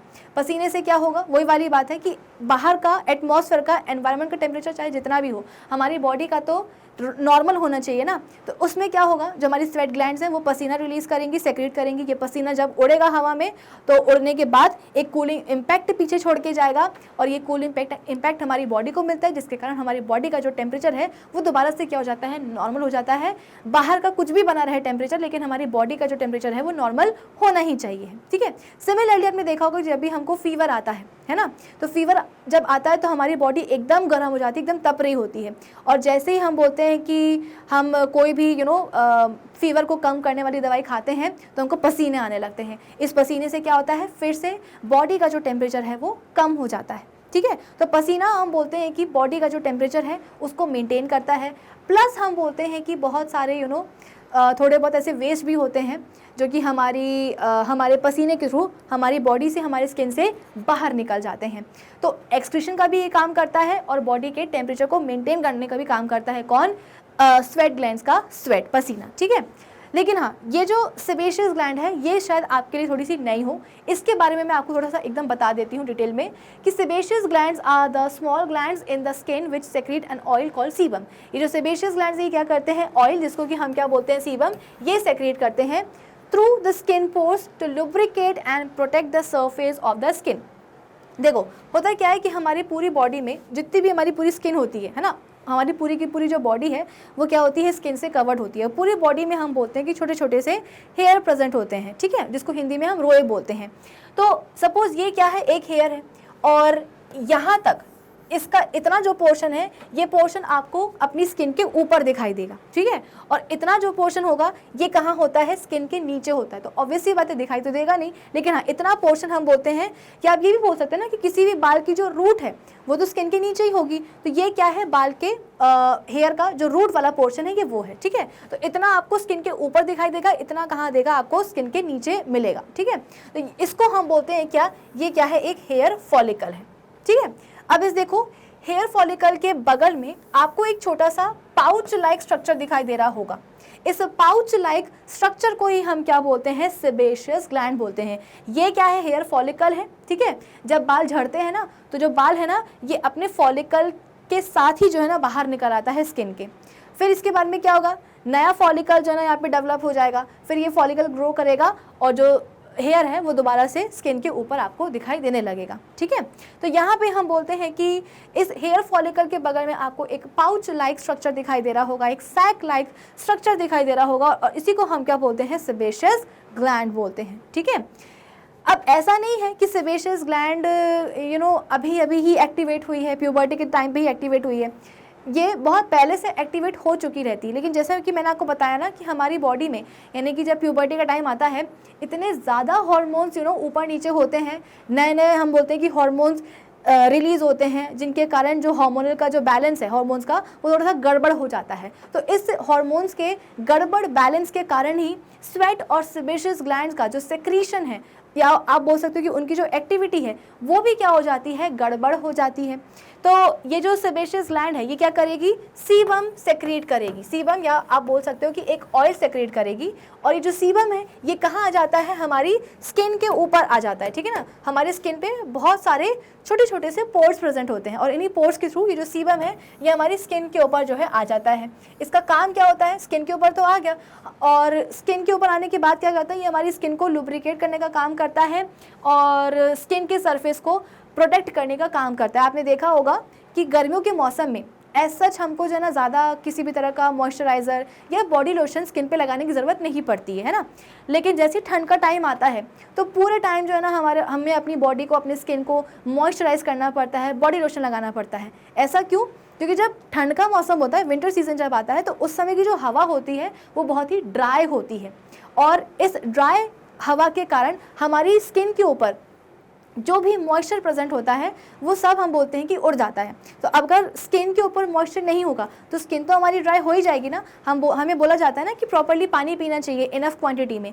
क्यों पीना चाहिए? ताकि हमारी जो स्किन है, हमारी जो बॉडी है, वो क्या करे, प्रॉपर्ली हाइड्रेटेड रहे। अगर आपकी बॉडी हाइड्रेटेड रहेगी तो आपकी स्किन में भी प्रॉपर मॉइस्चर रहेगा। तो ठंड के टाइम पे क्या होता है कि क्योंकि बाहर की जो ठंडी हवा होती है वो ड्राई होती है, और इस ड्राई हवा के कारण हमारी जो स्किन है उसका जो मॉइस्चर है वो भी पूरा उड़ जाता है। उड़ने के कारण क्या होता है कि स्किन ड्राई हो जाती है, और इस ड्राई स्किन के ऊपर बार बार हमें मॉइस्चराइज़र वगैरह, बॉडी लोशन वगैरह लगाना पड़ता है। लेकिन जब गर्मियों का मौसम होता है तो गर्मियों में हम बोलते हैं कि ये तो सही बात है कि गर्मियों के मौसम में जो हवा है वो बहुत गर्म होती है, लेकिन हवा में थोड़ी सी नमी होती है, और इस नमी के कारण हमारी बॉडी की, हमारी स्किन का जो भी मॉइस्चर है वो इतने आसानी से उड़ता नहीं है, ठीक है ना। और उड़ता नहीं जिसके कारण हमारी जो स्किन है, और प्लस पूरा टाइम पसीना आते रहता है हमको, तो हमारी जो स्किन है वो अपने आप मॉइस्चर कंटेंट उसका प्रॉपर रहता है, जिसके कारण किसी भी तरह का बॉडी लोशन या मॉइस्चराइजर लगाने की ज़रूरत नहीं पड़ती है। अब सवाल ये है कि आखिर क्यों स्किन के पास ये मॉइस्चर कहाँ से आ रहा है, ये ऑयल कहाँ से आ रहा है? तो देखो ना, यहाँ पे जो छोटी सी सेबेशियस ग्लैंड प्रेजेंट है, यही क्या करती है, धीरे धीरे से सीबम यानी कि ऑयल सेक्रेट करती है, और ये जो ऑयल है, जो सीबम है, ये स्किन पोर्स के थ्रू स्किन के ऊपर आ जाता है और स्किन को लुब्रिकेट करने का काम करता है, ठीक है। अब देखो यहाँ पे क्या बोला गया है, sebaceous glands are commonly known as oil glands, ठीक है, और इनको हम कॉमनली क्या बोलते हैं, ऑयल ग्लैंड्स भी बोलते हैं। स्वेट ग्लैंड के बारे में मैं आपको ऑलरेडी बता चुकी हूँ। अब यहाँ पे क्या बोला जा रहा है, the pimples and acne are formed due to the increased activity of sebaceous gland and sweat glands present in the skin. कैसे होता है ये? The level of hormones in boys and girls rises too much at puberty. जैसे कि मैंने आपको बताया ना कि हॉर्मोन्स का लेवल इतना ज़्यादा ऊपर नीचे होता है कि बाकी के जो उसके कारण जो हमारे ग्लैंड्स होते हैं अच्छा खासा वो सेक्रेशन प्रॉपरली कर रहे होते हैं, लेकिन हॉर्मोन्स की इम्बैलेंस के कारण, उनके इम्बैलेंस होने के कारण जो हमारे ग्लैंड्स हैं वो भी जो है ना गड़बड़ हो जाते हैं। So these hormones stimulate the sebaceous glands and the sweat glands present in the skin। और यही हमारे हॉर्मोन्स क्या करते हैं, हमारी स्किन में जो स्वेट और जो ऑयल ग्लैंड्स हैं उनको एक्टिवेट करवा देते हैं। The increase activity of sebaceous gland या oil glands causes them to secrete more oil and increased activity of sweat glands makes them secrete more sweat, है ना। अगर ऑयल ग्लैंड को आप जाकर के बोलोगे कि आप अपनी एक्टिविटी बढ़ाओ तो वो क्या करेगा, और ज़्यादा ऑयल या और ज़्यादा सीबम हम बोलते हैं कि सेक्रेट करने लगेगा। सिमिलरली अगर आप एक स्वेट ग्लैंड को जाकर के बोलोगे कि भाई अपनी जो एक्टिविटी ना वो थोड़ी सी बढ़ाओ, तो क्या होगा, वो और ज़्यादा स्वेट सेक्रेट करने लगेगा। फिर क्या होता है, कुछ इस तरीके से यहाँ पे आप देख सकते हो, the excess of oil and sweat get collected in the tiny pores of the skin. और ये जो एक्सेस ऑयल है और जो एक्सेस स्वेट है ये हमारे स्किन के पोर्स में जाकर के जमने लगता है, डिपॉजिट होने लगता है। The accumulation of oil, sweat and dead skin sales block the tiny pores in the skin of the face. और होता क्या है कि ये बेसिकली छोटे छोटे पोर्स हैं ना, अब इन पोर्स के अंदर बहुत सारा ऑयल, बहुत सारा स्वेट और डेड स्किन सेल्स आकर के क्या हो रहे हैं, जम रहे हैं। तो ये जो टाइनी पोर्स होंगे ना, ये क्या हो जाएंगे, ब्लॉक हो जाएंगे। तो बैक्टीरिया अब क्या करेगा, grow in the mixture of oil, sweat and dead skin cells in the blocked skin pores, causing the swelling and the redness of skin which leads to the formation of pimples. अब क्या होता है कि suppose हमारे skin के ऊपर बहुत सारे क्या हैं, छोटे छोटे से पोर्स हैं, स्किन पोर्स हैं, ठीक है ना। अब इन स्किन पोर्स के ऊपर, क्योंकि देखो अगर ज़रूरत से ज़्यादा सीबम या स्वेट सेक्रेट हो रहा है तो उसको हमारी जो स्किन है वो प्रॉपरली यूटिलाइज नहीं कर पाएगी। और अगर यूटिलाइज, जैसे कि हम बोलते हैं ना कि हमारे घर में जब ज़रूरत से ज़्यादा ही सामान आ जाता है तो हम क्या करते हैं, उसको स्टोर करके रखते हैं। सिमिलरली जब ऑयल और स्वेट ग्लैंड की जो एक्टिविटी है कुछ ज़्यादा ही बढ़ जाती है तो उनके बढ़ने के कारण जो उनकी सेक्रेशंस है उनकी क्वांटिटी भी बढ़ जाती है। अब ये जो इंक्रीज क्वांटिटी होगी, इस इंक्रीज क्वांटिटी को हमारी जो स्किन है वो पूरे तरीके से यूटिलाइज नहीं कर सकती। इसके कारण क्या होगा कि सभी की सभी सेक्रेशंस हमारे स्किन पोर्स में जाकर के जमने लगते हैं, और जैसे ही जमने लगते हैं तो जो हमारे स्किन पोर्स हैं वो क्या हो जाते हैं, ब्लॉक हो जाते हैं। और इस ब्लॉक्ड स्किन पोर्स के ऊपर जो बैक्टीरिया हैं वो ग्रो करने लगते हैं, और एक बार बैक्टीरियल ग्रोथ हो गई इसके कारण हम बोलते हैं कि रेडनेस हो जाएगी, स्वेलिंग आ जाएगी, और इसी को हम बोलते हैं क्या, फॉर्मेशन ऑफ पिंपल्स। जब अंदर का मटेरियल कुछ ज़्यादा ही बड़ा हो जाता है, जब ज़्यादा हो जाता है इसके मतलब क्या, जो पिंपल्स हैं वो इरप्ट हो जाते हैं, और इस इरप्शन के कारण हम बोलते हैं कि एक्ने डेवलप हो जाते हैं, ठीक है। तो कुछ इस डायग्राम से आप समझ सकते हो कि ये क्या है, सिबेशियस ग्लैंड है, ठीक है, ये क्या है, हेयर फॉलिकल है। फिर इसके बाद में यहाँ पे सीबम वगैरह का जो है डिपोजिशन होता जा रहा है। अब देखो क्योंकि हार्मोन्स आए, इंक्रीज हार्मोन्स, उनने बोला कि सुनो थोड़ा सा और सेक्रेट करो। इनके इंक्रीज्ड एक्टिविटी के कारण यहाँ पे हम बोलते हैं कि कुछ ज़्यादा ही सीबम सेक्रेट होने लगता है। अब ऑब्वियस सी बात है, इतना सारा सीबम तो स्किन हमारी यूटिलाइज कर नहीं पाएगी, तो जो एक्सेस सीबम है वो देखो यहाँ पे हम बोलते हैं कि एक्यूमुलेट होने लगा। और फिर इसके बाद में धीरे धीरे यहाँ पे हम बोलते हैं कि सूजन आ जाएगी, बम्प्स डेवलप हो जाएंगे, रेडनेस आ जाएगी, और इसी को हम बोलते हैं क्या, पिंपल्स का फॉर्मेशन। और जब ये फट जाते हैं, पस वगैरह बाहर निकल आता है, तो हम बोलेंगे कि वहाँ पे क्या हो गया है, एक्ने डेवलप हो चुके हैं। चलो अब क्या है, the pimples are caused by the clogged and infected skin pores. Obvious सी बात है, जहाँ पे जाकर के बैक्टीरिया की ग्रोथ होने लगी है तो उस जगह को तो आप इन्फेक्टेड ही बोलोगे ना, तो क्लॉग्ड और इन्फेक्टेड स्किन पोर्स के कारण ही पिंपल्स जो हैं वो डेवलप होते हैं। When outbreaks of too many pimples occur often it is considered acne. और जब बहुत सारे पिंपल्स एक साथ डेवलप हो जाते हैं उसे हम क्या बोलते हैं, एक्ने बोलते हैं। मैनी एडोलेसेंस कॉमनली ड्यूरिंग, अच्छा बहुत सी ये हम बोलते हैं कि जो पिंपल्स और एक्ने वाली जो कंडीशंस हैं ये हम बोलते हैं कि प्यूबर्टी के टाइम पे बहुत ही कॉमन होती है।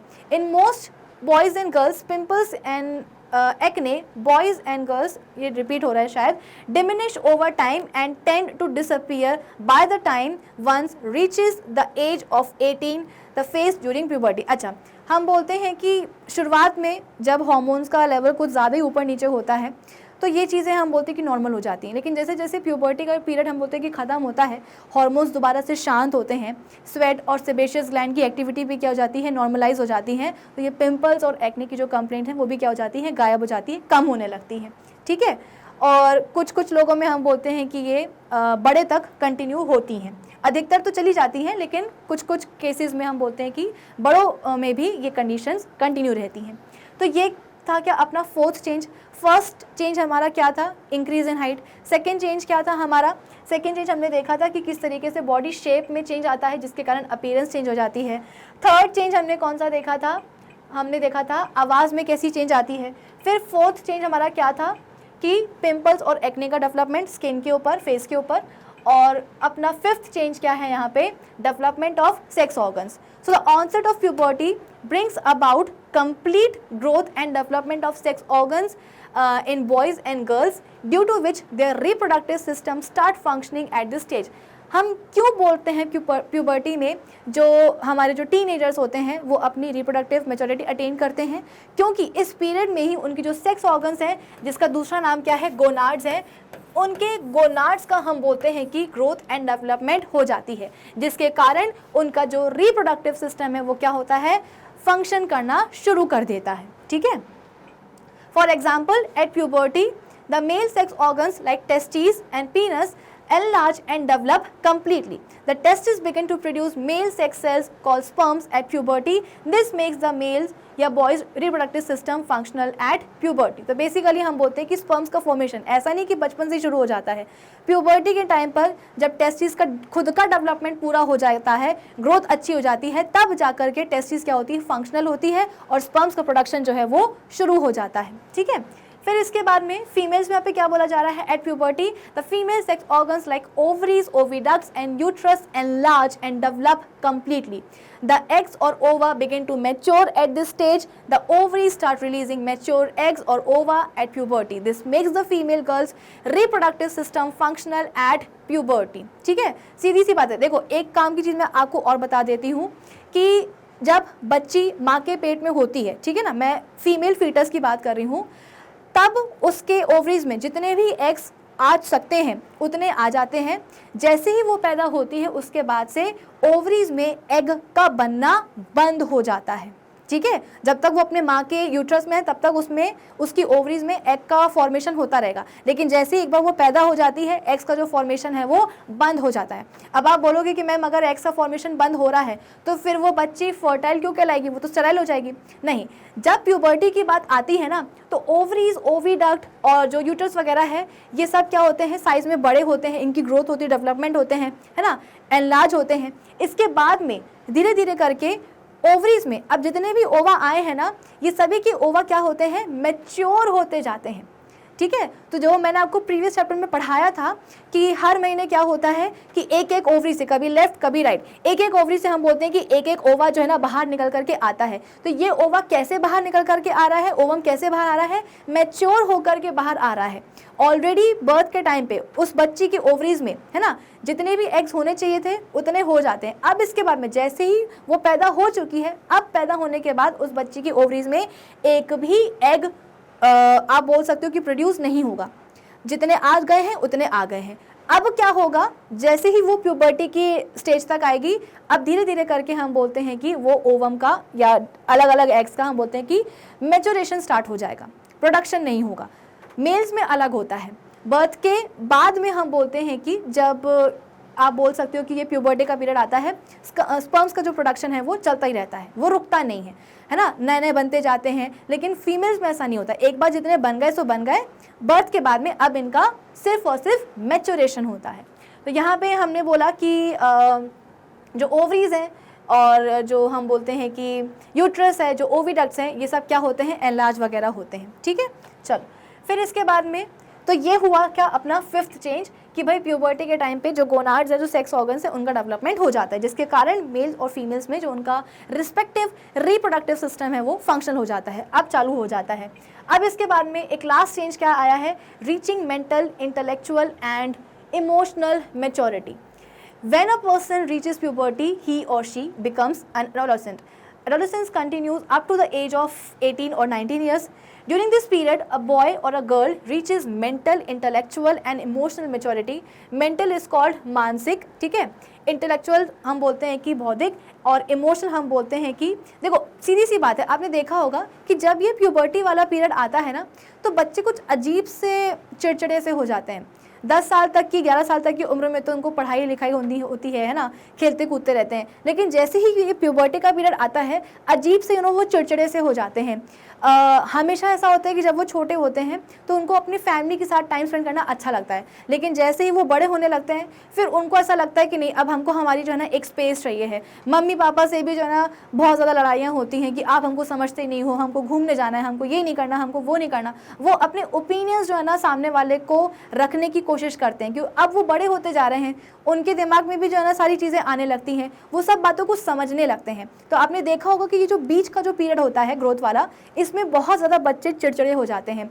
उनको एक अपना मी टाइम चाहिए है, एक अपना स्पेस चाहिए है, ऐसी चीज़ों की डिमांड करने लगते हैं जो कि वो पहले नहीं करते थे। ठीक है, तो बेसिकली कोई भी सपोज फैमिली फंक्शन हो रहा है, सब लोग जा रहे हैं, उनको ऐसा लगता है कि नहीं हमको नहीं जाना। अगर कोई हमारे जान पहचान का होगा तो हम जाएंगे, या हम फैमिली फंक्शन के ऊपर वहाँ नहीं जाएंगे, हम अपने फ्रेंड्स के साथ घूमने जाएंगे। उनकी जो प्रायोरिटीज़ हैं, उनकी जो प्रेफरेंसेस हैं, वो चेंज होने लगती हैं। ठीक है, so adolescence is a period which brings maturity in person's way of thinking. जैसे कि मैंने आपको बताया कि वो अलग तरीके से सोचने लगते हैं। At this age boys and girls spend considerable time thinking about many things occurring in their minds.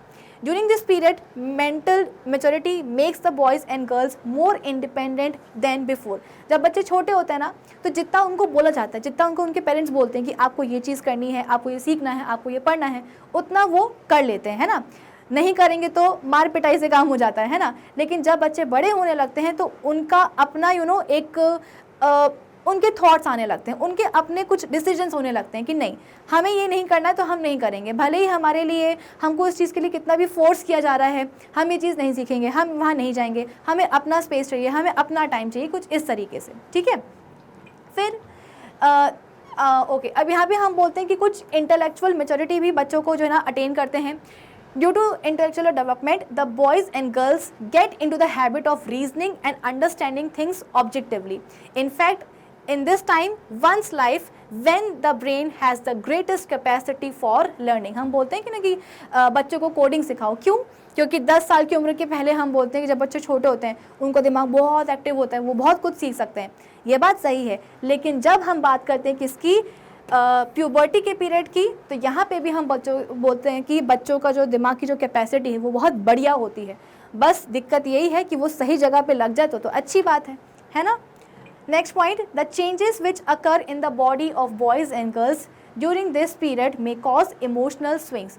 Though these emotional swings have show intense feelings such as joy, anger, boredom, worries or sadness which are not based on reasoning or knowledge.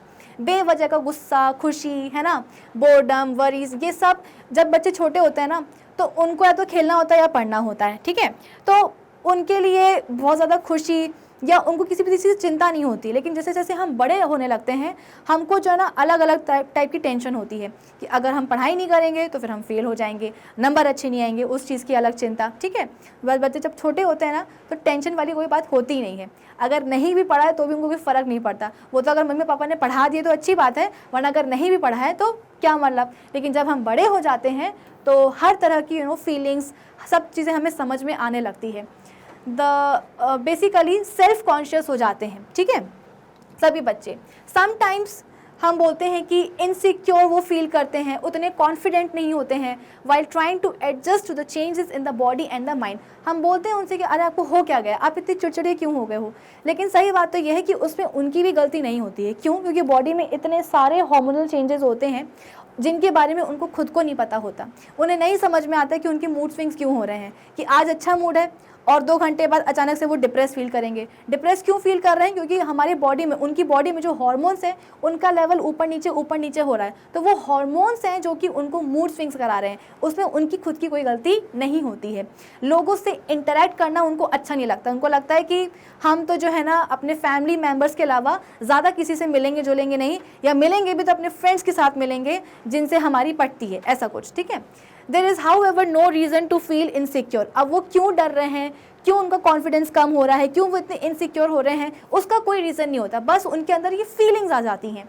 The changes which takes place in the body and the mind during this period are a natural part of the growing up process. और ये कोई अब normal चीज़ नहीं है, ये बहुत ही normal चीज़ है, ये सबके साथ होती है ना। इस पीरियड से, इस बेसिकली ग्रोथ पीरियड से हम सब गुजरे हैं। कुछ बच्चे गुजर रहे हैं, कुछ बच्चे गुजरने वाले हैं, आपके जो पेरेंट्स हैं वो ऑलरेडी इस पीरियड से गुजर चुके हैं, है ना। तो ये चीज़ बहुत ही नॉर्मल होती है, कुछ अब नॉर्मल बात यहाँ पे नहीं है।